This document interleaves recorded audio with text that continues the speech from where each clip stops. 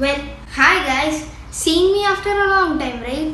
I hope I'm saying this every video, but still, I have my exams going on, so it took a while to upload this video. At last, we are there at the launch.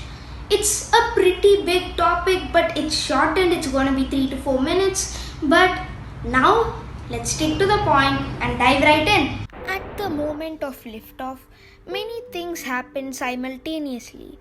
The gaseous hydrogen vent arm is retracted from the external tank.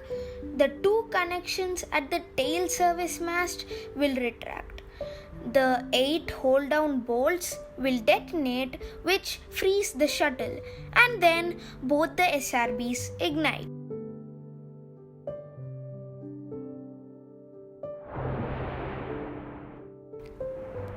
For their journey into space, the shuttle is mostly flown by the autopilot. Of course, the astronauts can still take over if they needed to.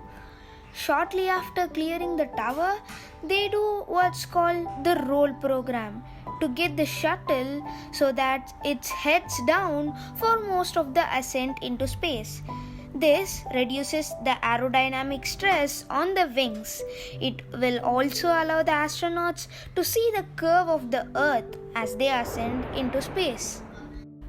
Now, as we keep getting more and more speed, the air in the atmosphere will create pressure on the front of the aircraft. Then, as we get higher, the air starts to thin out.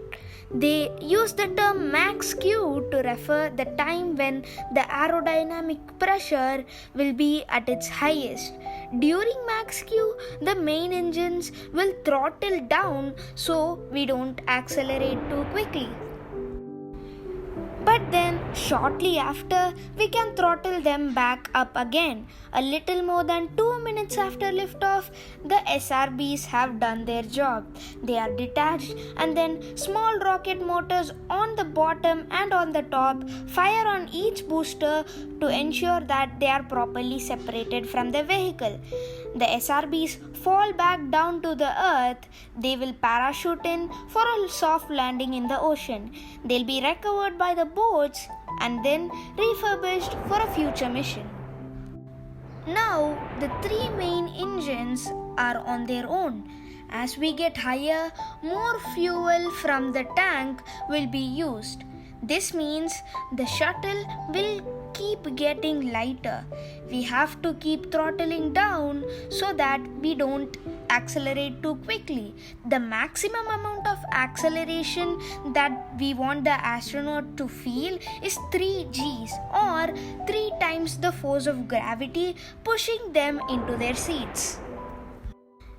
At about 8 minutes and 30 seconds, we have main engine cutoff, or MECO.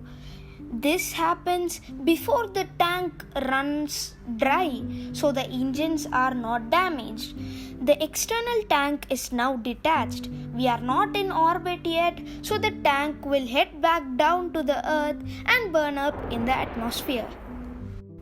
The two doors on the bottom side of the shuttle will close now that the external tank is gone. If they are not closed, we will have gaps in the heat shield at the end of the mission, which would not be so good. At this point, the orbiter vehicle is on the same path as the external tank.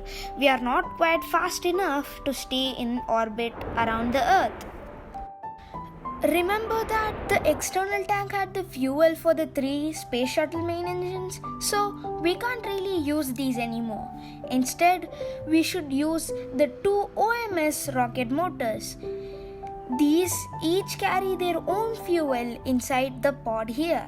This gives us that last push into orbit around the Earth. Now, the space shuttle is traveling at 28,000 kilometers per hour, many times faster than the speed of a bullet. Now, it's time to do some science, release a satellite, or dock to the International Space Station.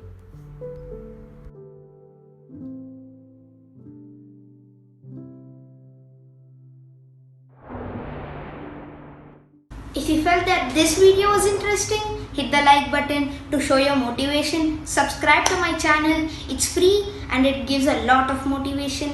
Well, thank you. Bye bye. I'll see you in my next video. Until that, Vijay signing off. Peace.